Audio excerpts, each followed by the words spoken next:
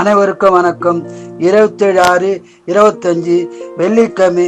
இன்று பிறந்த அனைவரும் சிறப்பாக இருக்க எல்லாம் அல்ல மகாசக்தி நாராயணியை வேண்டிக் கொள்கிறேன்.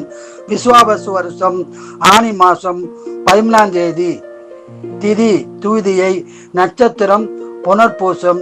இன்றைய நாள் சிறப்பு சுபமுகூர்த்த தினமாகும். சந்திராஷ்ட நட்சத்திரம் மூலமாகும். மேசராசி நேயர்களே, உடல்நலம் சிறப்பாக இருக்கும் நாளாகும்.